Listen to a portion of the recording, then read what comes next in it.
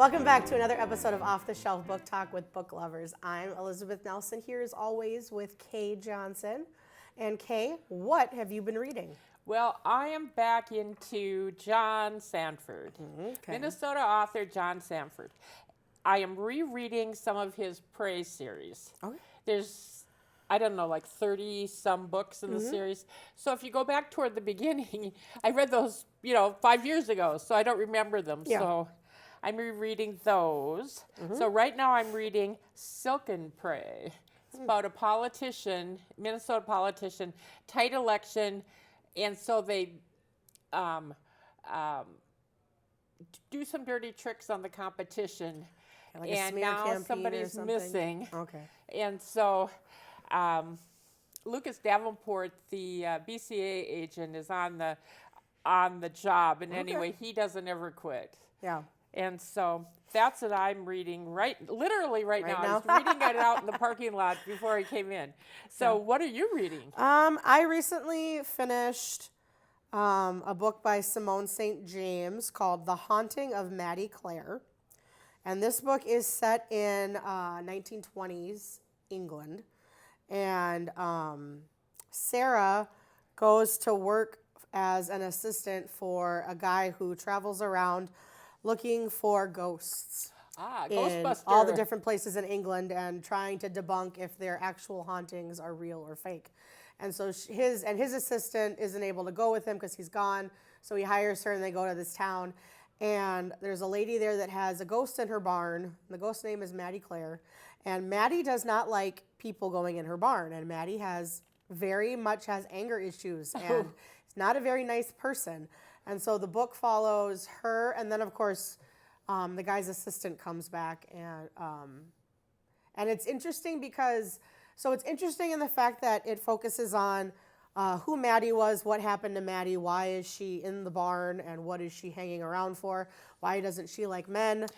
Yeah, all that stuff. But then also, as it takes place in 1920 England, both of the guy that's doing the ghost hunting and his assistant were both in World War I. Okay. So it's both of them dealing with everything coming back from fighting in the World War.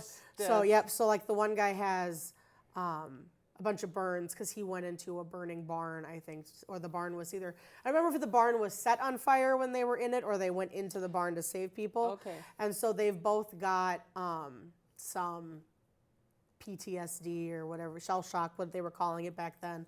And then Sarah also has some secrets in her past too that she's figuring out as well. So it was interesting. I like Simone St. James very much is sort of I would say they're kind of a gothic ghost theme to them. Okay. I've read a few. It's been a while since I've read some of hers, but her more recent stuff, The Sundown Motel, where was the other one? That was the most recent one. That's where I think it's a girl's mother. Her aunt went missing, and so she goes to the same hotel to figure out what happened. And there's usually always some kind of a supernatural theme to them. Okay. But she writes a really compelling book. I read another one by her as well, which is called Silence for the Dead. And this one takes place in 1919, and again, it focuses around post-World War II. This girl she goes to work as a nurse on this island, and there's a bunch of men who have come home from war who are there as patients, being treated for various shell shock, PTSD, all that different things. And again, they're there, but there's something in the house that's trying to get to them, and like the family that had lived there previously went missing, and so nobody knows what happened to them, and so it's figuring out what all happened, and it's really interesting. And I hadn't realized she'd written 2 books that focused on that same kind of topic, so it was really interesting to read about. And she always writes a good book. You can't really put them down. They're usually no more than 200 pages, and they're pretty quick reads too. Read. Yeah, yep. And I've enjoyed all the ones I've read by her. So, what else have you been reading? I do recommend. Well, I'm also taking a blast to the past and reread the Guernsey Literary Society and Sweet Oh, Potato. the Guernsey Literary and Potato Peel Society. Yes, Potato thank Peel you. Pie. Potato Peel. Peel Pie Society. Yeah. Yes. I never get it quite right. I just always go with Guernsey. Yes. But it's one of my very, very, very favorite books. And so I have it actually on my Yeah. phone so I can read it. But I read it probably once a year, and I always find something new in it Yeah. that I haven't found before. And if you haven't read it, I just highly recommend it because what I like about it is it's all told through letters. And it's post World War II, and the country is just starting to recover from the war. Okay. London, and the buildings have collapsed. There's The Blitz and everything. yeah, and there's lots of stuff in the streets, and she lost her apartment. The one gal who's the author, and she, talks about all of that. And she is she wrote a book during the war about the war. And anyway, it was a big hit. And so it's post-war. Now she's touring. Okay. And she is looking for another book to write. And a fellow from Guernsey, the island of Guernsey, which was under Nazi control for 5 years, maybe 4 years, something like that. And anyway, everything was burned, to stay warm. They burned everything. Furniture, books, whatever they had. And so he writes to her about a book he wants. And so she steps in and looks for the book or goes to her bookseller and that's back when things were genteel. They'd write letters and you didn't have to pay before and Yeah, you could just. yes, all sorts of nice things. And, which they don't do anymore. And anyway, it's good because she builds a relationship with him that ultimately brings her to Guernsey. And then she follows this group that formed the Potato Peel Pie Well, Society. if they became the Potato Peel, they had to become a literary society because they got caught, right? They Right. were all together because someone kept a pig. Yes. And they decided, and they were going to eat the pig, and then they They got ate the caught. pig. They got caught They walking were out home, they were out and were beyond asked what they curfew. were doing, and she said, "Well, we're a book club." Yeah, and they all looked at each other because I don't think any of them in the group read Yeah, until this. And so then they had to keep meeting. yeah, because the Nazis who were in Guernsey, a few of the officers attended, just I think to check out and make sure they were on the up and up. And so each of the members had a different author they followed. And as a result, she goes, and I'm drawing a blank on her name, and I know it. But anyway, she goes. You've read it a lot more than I have. Yeah. I've only read it once. Well, she goes. She's writing an article for the Sunday newspaper about reading, and so she interviews the people on Guernsey who read during the. Occupation. Yes, thank you. And so it's good. It's a wonderful book, and what I really like about it is she's always sliding in things that you don't know are coming. Okay. Yeah. And so when you're there, it's all of a sudden like, oh. So if you haven't read it, I really encourage you to seek it out. Library's got copies. You can download it on Kindle. There's real books. There's ebooks, whatever. You can always compare it to the movie they made. Yeah, the movie isn't quite as good. Yeah. But isn't that true about everything? Because Yes, the movies are very. never as good. Nope. I don't think I've ever seen, maybe the first Harry Potter was decent. The only book that I've liked better as a movie was the Jane Austen book club. And that's because the movie had a happy ending and the book did not. Oh.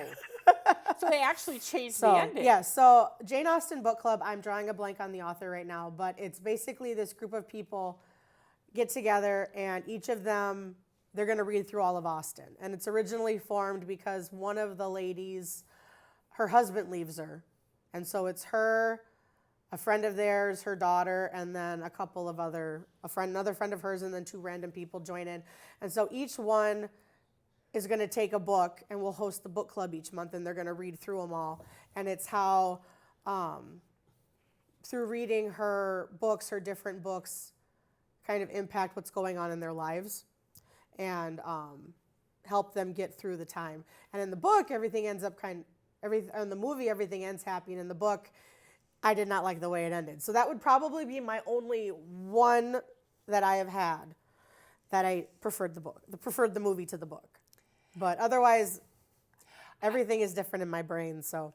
I like the book, The Guns of Navarone, and the book's pretty good. You know, I mean, the movie is really good. Yeah, it's Gregory Peck. You can't go Yeah. wrong there. That's exactly right. And then, boy, I'd Is it have David to... Niven in that too? Yes, Okay. yeah. Well, it's hard to beat David Niven, It too. is, yes. But yeah. It was really a first-class cast. Yes. And so if you haven't seen that movie, Guns of Navarone, we encourage you. Yes. Oh, and the other one was Where Eagles Dare. That's Okay. got early Clint Eastwood in it and Richard Burton. Yes. And that's really good, too. I've seen, there's a book for there was a movie. It's a black and white movie. It's The Ghost and Mrs. Muir. There is a book, and I did purchase it. I have not read it yet, but the movie's my favorite, so I'm afraid I'll read the book and be like, oh, they left this out. But The thing I liked about The Ghost of Mrs. Muir, the movie, was that it had Rex Harrison very first Rex Harrison movie. and Gene Tierney. Gene Tierney, Laura. Oh my, yeah, it's just such a stellar cast. But you know, I also liked it that it wasn't sugar-coated. You know, for a movie at that time, it was pretty straight up in terms of her being a widow and so on and so forth, and it's got a great ending. Yes, it does.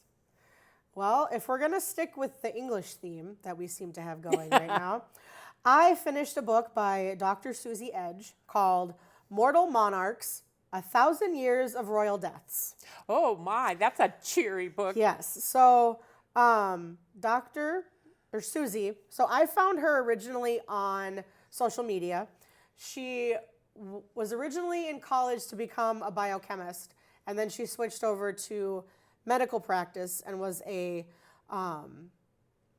general practitioner for many years, or for a few years, and then she started focusing on the history and pathology of deaths. And so she went through and researched and studied and learned about all of the deaths of the monarchs. She knows, well, it's more than just the British and the British Isles, but her book focuses on all of the monarchs in England and Scotland from William the Conqueror in 1066 all the way up to Queen Elizabeth II is in this book.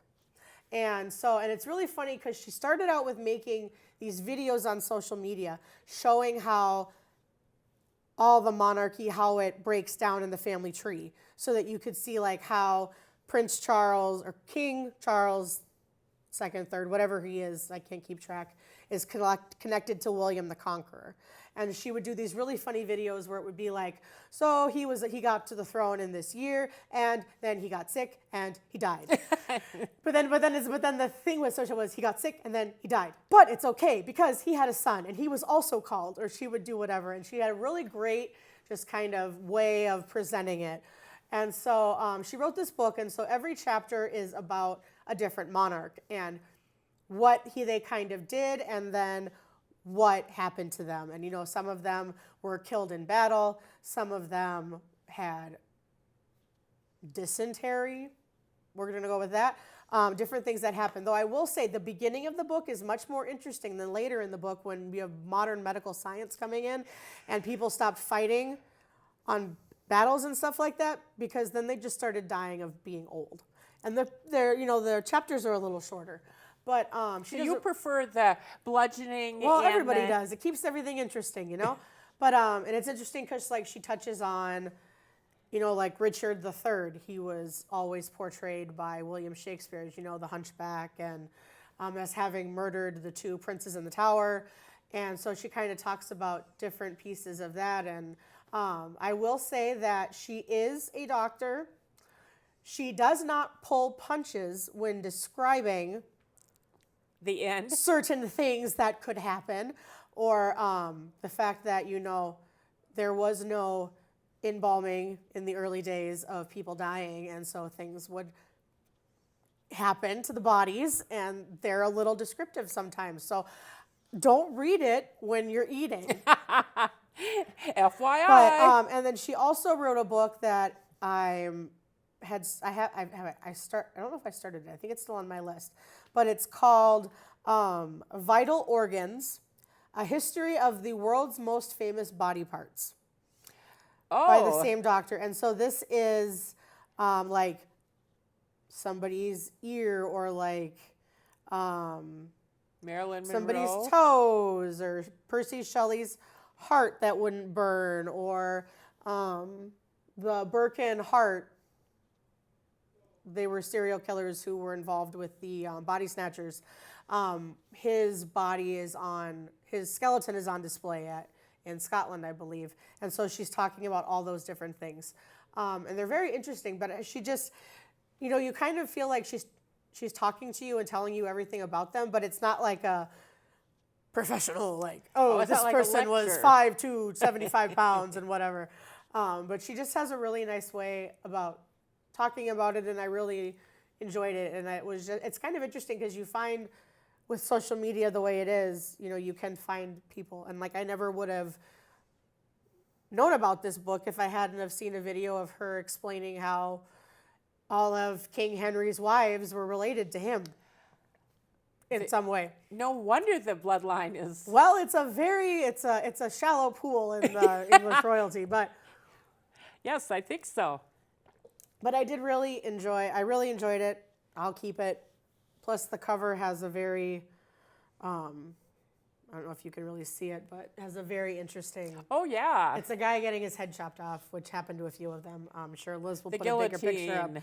But it was very interesting, and there are a couple of they do talk about a couple of the queens with the kings if they were well known, or stuff like that. But she was very.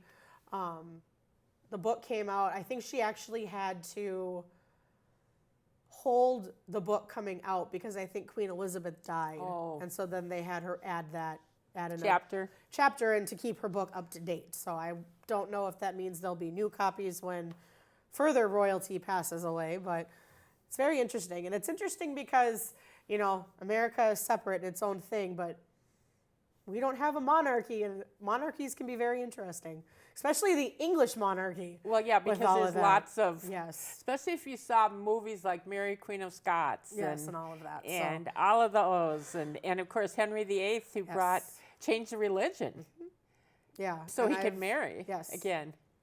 Very interesting. But what else have you been reading, my dear?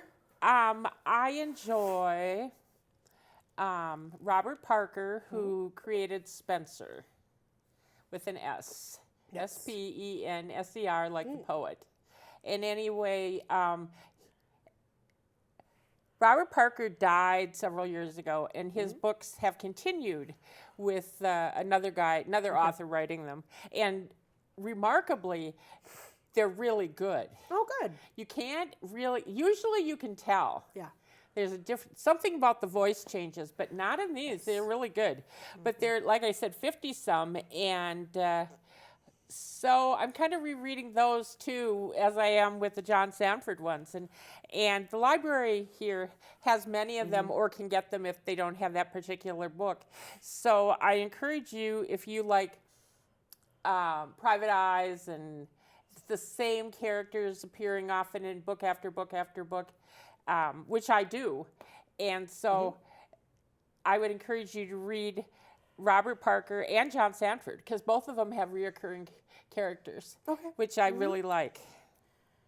So what else is on your plate? Well, another thing I was going to point out, if you're interested in that time period where after, with the religion changing, I've talked about it in a previous book. There's the Matthew Shardlake series.